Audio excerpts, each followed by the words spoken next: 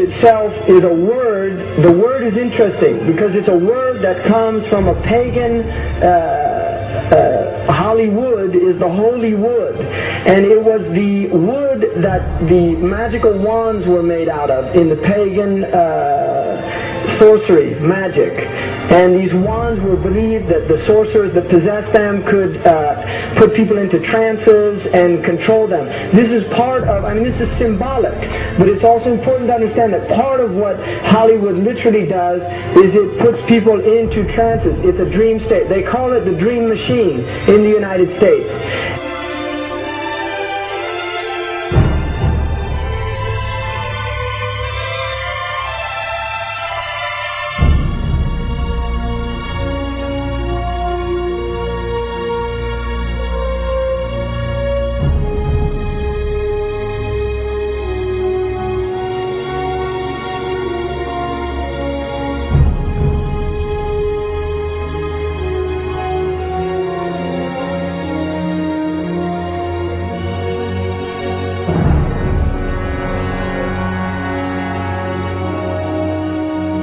Creates fantasies for people. It puts people into these sleep. Now, one of the things is interesting that in the part of what's done in movie theaters, in darkened rooms where people watch television, is literally a trance state that occurs. So what's called suspended state of disbelief. You enter into a state, you suspend your disbelief and enter into a state whereby you begin to believe what you internally realize is imagination. It's falsehood. Films are magic. It's just magic. You go and you watch these things and people get caught up in them. People cry during films, all this catharsis that takes place in these things. Many of the films, and this is an important element in the control mechanism, is literally allow people to go and have certain type of catharsis as a purging experience, which Aristotle talks about the necessary element. One of the necessary elements of tragedy is to create this cathartic experience. And this is why a lot of the films, especially also news and things like this is why news is very important in this culture.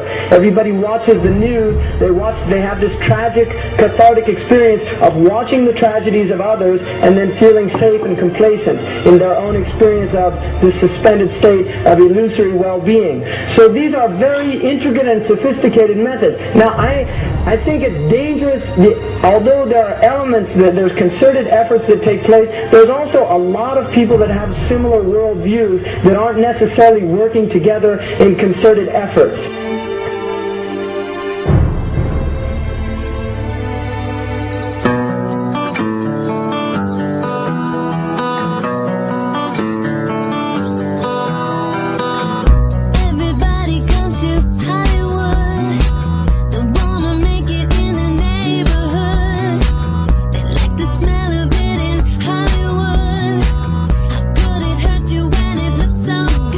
Shine your light now.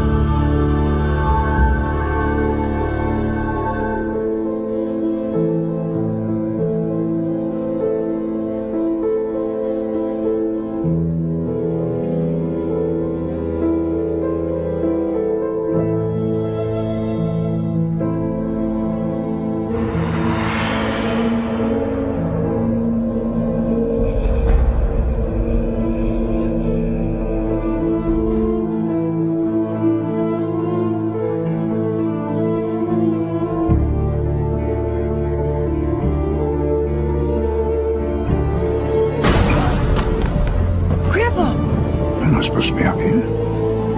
Looking at that? I just wanted to know. Yeah. Well, you're old enough, I suppose. You should know the story. Okay, here we go. It was 1832. On a night much like this.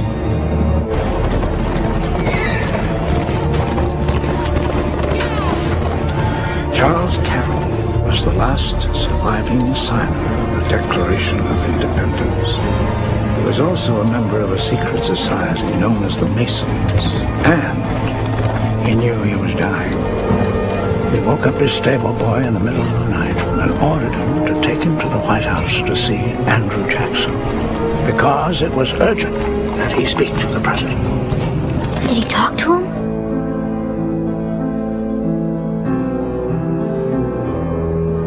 No, he never got the chance. The president wasn't there that night. But Charles Carroll had a secret.